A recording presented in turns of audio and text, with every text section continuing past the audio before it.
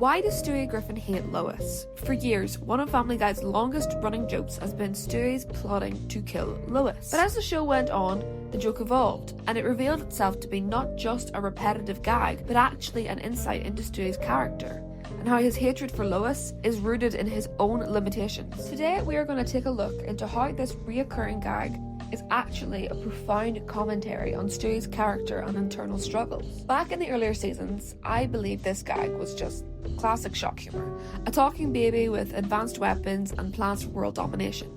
That was the joke. It was funny that a little baby that no one could understand actually had matricidal tendencies. But over time, Stewie's character has developed a lot from just a one-off gag. And as the show goes on, this joke does become less frequent, significantly less frequent in fact, because the show has introduced more depth to his character, and therefore they don't need to rely on this gag. However, I think it's important to note that it is still there. The joke may be less frequent, but it still exists, and I believe for very good reason. His character has grown, and the joke has started to feel different. When you look closer, Stewie's hatred isn't really about Lois at all. It's about feeling powerless. In the earlier seasons, Stewie is basically a tiny supervillain. He builds time machines, ray guns, and elaborate death traps, all while appearing as a typical one-year-old. And that person that takes care of him, his mother, is his main enemy. So from Stewie's perspective, Lois represents authority. She tells him what to do, doesn't comprehend his intelligence, and treats him like a Promise baby. you, everything's fine. You got nothing to worry about. Well,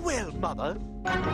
We meet again. Stewie, I thought I tucked you in an hour ago. Not tightly enough, it would seem. And now, you contemptible harpy, I shall end your oppressive reign of matriarchal tyranny. Oh, you can play with your toys tomorrow, honey. Right now it's bedtime. Oh, blast you and your estrogenical treachery! Every plan he makes gets interrupted by normal parenting, and his attempts at getting rid of her are always unsuccessful. So while he desperately attempts to be a serious threat on track to achieving world domination, she just sees her infant son throwing a tantrum. So therefore, his biggest obstacle is one that he cannot escape because he relies on her. To the audience, this humour comes from the contrast between the two perspectives.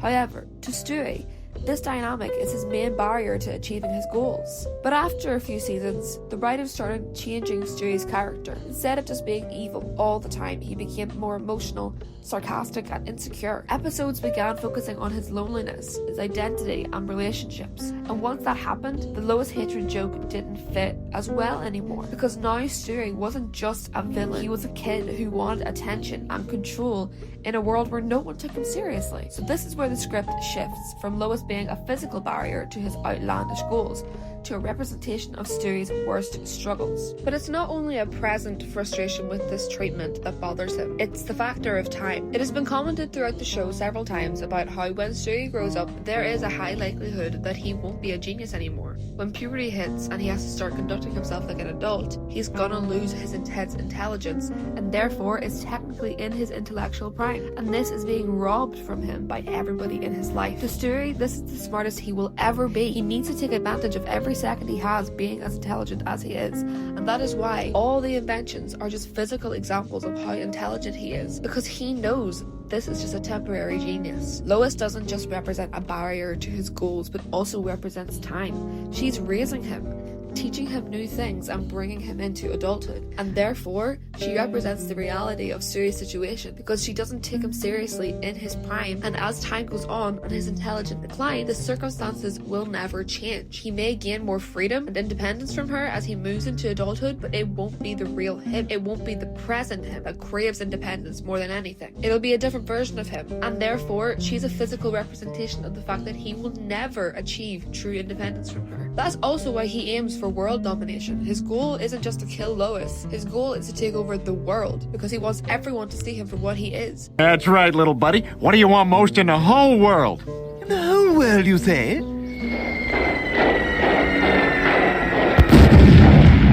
Oh, what the hell? But nobody does.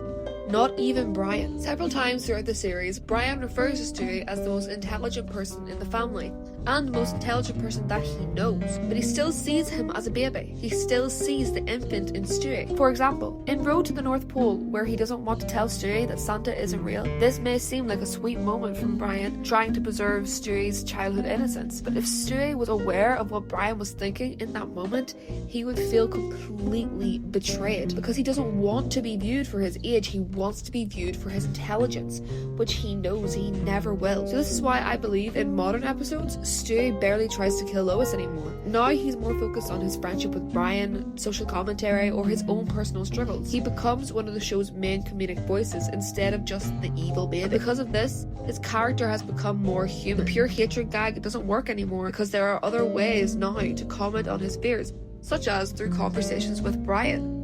The show has strategically developed Stewie from a one-note character to someone with a lot of depth, and they're able to explore the depth anytime they want, really, due to his relationship with Brian. So what does this joke actually say about Stewie? Looking back, Stewie's hatred works best as a metaphor. He's hyper-intelligent but completely powerless.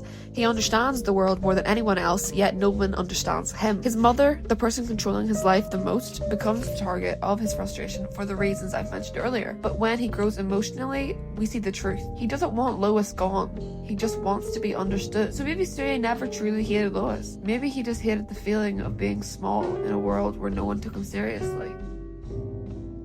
Everyone, thank you so much for watching. If you made this part of the video, thank you so much. Just wanted to say thank you so much for 85 subscribers. That was my goal in my last video, so I'm very happy. I'm so sorry it's taken so long to put out a new video. My laptop is still broken, so I'm just like, I've gotta do it on my phone, and then I spend so long being like, maybe if I wait a little bit longer I'll get a new laptop, and then the days just pass and it's like, come on bro, like. But anyways, I'm just going to start putting out more frequent videos on my phone and get over the fact that my laptop is broken. So the editing will be a little minimalistic, extremely minimalistic for quite a while until I get my new laptop. I think I get a new one in a month because I'm getting it through a service at my school. Thank you to my uni. Thank you for sponsoring me. Yes, thank you so much for watching. I actually quite like this take on this video. Like, I think I just love talking about like how sophisticated Stewie's character has gotten over the years. If you disagree or agree, like, please let me know in the comments. I love talking to people in the comment section. Although recently I've been getting a lot of people like rage baiting on my comments. Like, I'm open to valid criticisms. Like, that was the whole basis of my last video, was like someone gave me a criticism and I was like, you know what, fair enough. Like, maybe I could be a little bit more creative in my videos. So like I'm totally open to criticism. But some people are just being like straight up rude, calling me like dumb. Like, I got called dummy yesterday. I was like, wait, what? So if you want to have a conversation with me in my comments, please feel free. But if you're going to call me names, I'm just going to have to either not respond to the comment or even just remove it, because I don't want that sort of atmosphere in my videos, you know what I mean? But regardless, just wanted to say thank you so much again. But yeah, I have a new subscriber goal of 100, which I know is a lot. It's like 15 by my next video. But yeah, if you like this video and you want to subscribe and help me, I would really appreciate it. But of course, only subscribe if you actually enjoyed the video, and there's no pressure at all to subscribe. It's just I would love to hit 100 subscribers by my next video. So yeah, if you're watching and you're not subscribed and you like the video, if you want to subscribe, I would just appreciate it so much, so much. But yeah, thank you so much for watching. Bye.